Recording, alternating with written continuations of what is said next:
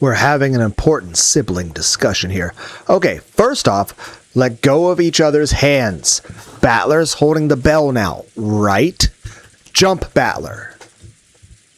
Jump? Like this? Jingle, jingle. You next, Angie.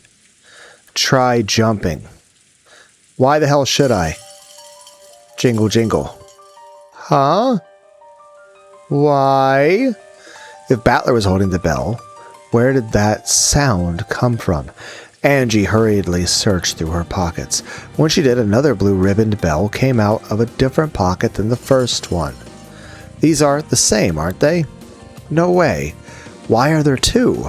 I was only given one of them. I don't know why. At any rate, you got two bells. That'll get you into the city of books. Now I don't have to sit here and watch the two of you play around with each other anymore. The pair of them gripped their bells and looked at each other. From the very beginning, this game has belonged to the two of you. There's just been a slight change in who the opponent is. This isn't a competition between you two. It's a fight between Battler and Angie, who want to close the lid on the cat box, and Burn, who wants it opened. Angie has moved from Burn's team to Battler's team. That's all there is to it. Lambda Delta, take us to the city of books. Could ask nicely. Okay, I'm just taking you there, got it? After that, I'm done being anything but a spectator. I just want to have the best seats to see exactly how you fight, what you do, and how Burn makes mincemeat out of you all. Lambda Delta, thanks.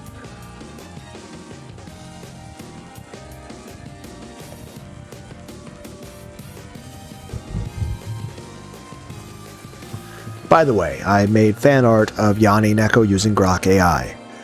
Using it for the thumbnails, this is video 2 out of 5 that is showing that. So the video before this and the next 3 will have yanineko if you're a fan of that anime.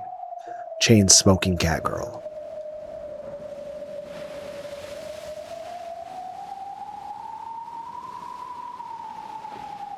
Shannon and Cannon stood guard in front of the door to the Golden Land. They glared quietly and fearlessly at the eerie fleet of ships across the horizon. Shannon slowly lifted her hands. Cannon raised his right hand and a red blade appeared there. Stop right there. I forbid you to come any closer. If you do, I'll kill you. They could see a single dinghy leaving the fleet and approaching them. They couldn't tell if it was a messenger or the first wave. Shannon and Cannon watched it cautiously. At the head of that dinghy, rowed by goats, stood Erica. I did also use a Grok AI to make a fan art of her.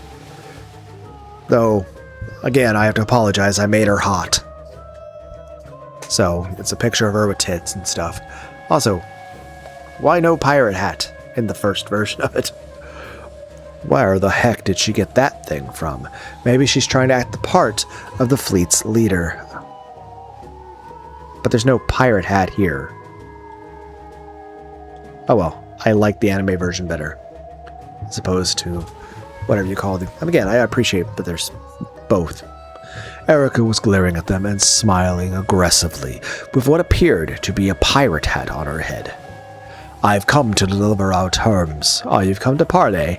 There will be room for negotiation. Please open the gate. Shannon and Cannon looked at each other. Erica was the one offering this deal. It wasn't likely to be anything agreeable. However, if they turned her away, the attack would probably begin at once. Since they were in a firmly inferior position, they wanted to buy time by any means they could. At Shannon's nod, Cannon erased his sword. The Golden Land was filled with a hard downpour accompanied by occasional thunder. Erica, who realized that this weather spoke for their emotions, smiled even more boldly. At the center of the Golden Land was the arbor surrounded by the Golden Rose Garden.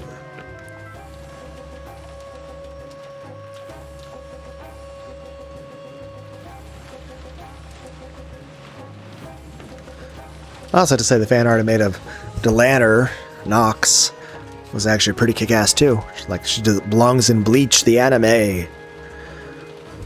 A large number of humans and illusions were there arguing about something.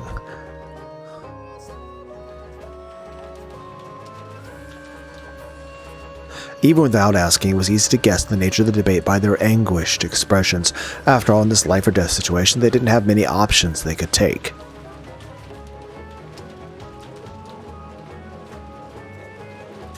In the direction Erica was being led, Beato stood waiting, accompanied by the Chista Sisters' corps. When Erica, accompanied by her goat guard, saw Beato, she gave a bow that only appeared graceful. Beato followed suit and gave a graceful bow of the sort that was rarely seen from her. I am Beatrice, master of the Golden Land and the Golden and Endless Witch.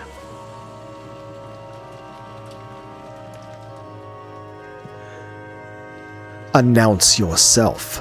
As though implying that she was more than happy to go through with this farce, Beato introduced herself boldly and requested that Erica do the same. We have been dispatched from the great witch of theater-going, drama and spectating's noble city of carefully selected books. I am the Witch of Truth, the commander of the library fleet, which is committed to bestowing honor and protection to books. My name is Ferudo Erica. It is a pleasure to make your acquaintance. Shall we get down to business? You ought to celebrate.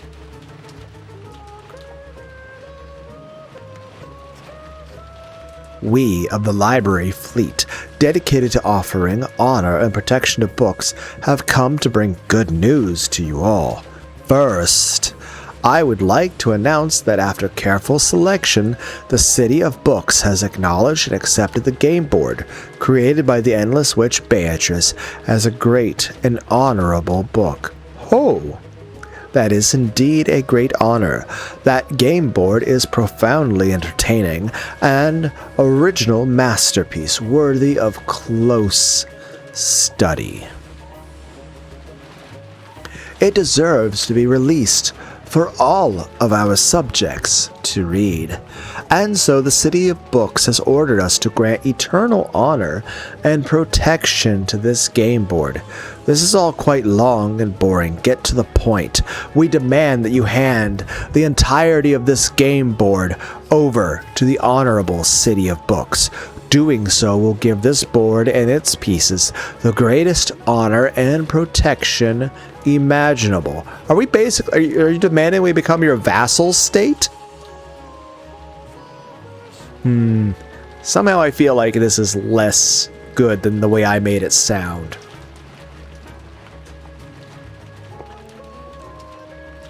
And if we refuse, you will be prosecuted for the crime of monopolizing a great cultural artifact that ought to be shared among all of our subjects. We are here to notify you of the impending assault, one which will be waged by us to protect the benefits that are the rightful property of all subjects, not yours alone. Are you not concerned that the shared property of all subjects might be destroyed in this assault of yours? According to the Great Library Protective Regulations, when a criminal guilty of monopolization of a cultural artifact raises that objection, as you have now done, the executive fleet may prioritize arrest over its protective duties, as long as they obtain permission from the Great Court. Of course, we have already obtained the Great Court's written authorization. I imagine the word arrest is closely followed by dead or alive, am I right? My, I'm impressed that you can read those tiny letters. Yeah, fine print's a bitch.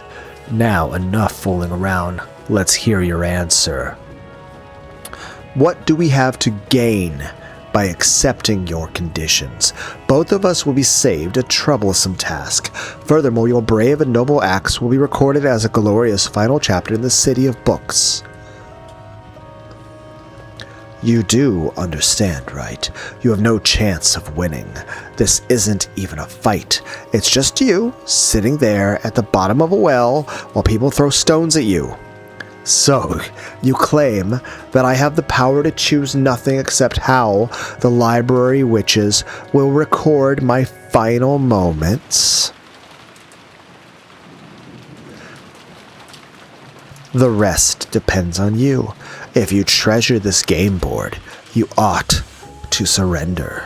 The pieces will be treasured by our many loyal subjects for all time, and will be able to continue their roles on into eternity.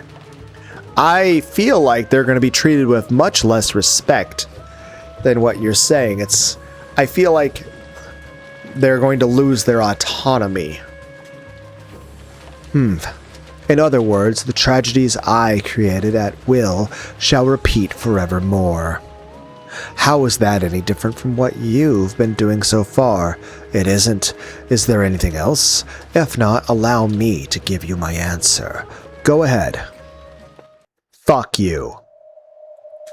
Erica tensed slightly. After all, this was the great Lady Beatrice she was dealing with. She might shout, "Here is my answer," dramatically, and do something crazy. Crazy? I was crazy once. They say a cornered rat is the most likely to bite a cat. Furthermore, Erica had intel telling her that the great Lady Lambda Delta, witch of the Senate, had been spending her time inside the Golden Land, though only as a theater-goer. Erica needed to carry out this noble task that her master had assigned her, and she had to carry it out perfectly. If she was honest, she wanted to make Beato raise a white flag, even by trickery if necessary. So, even though this was a farce, she held back from giving any unneeded provocation. She gulped and tried to size Beato up. And then, with a pathetic expression on her face, Beato let out a sigh. I will have to say this does remind me of something. HBI2K made an abridged series of Berserk. I like the alternative ending that he gave it.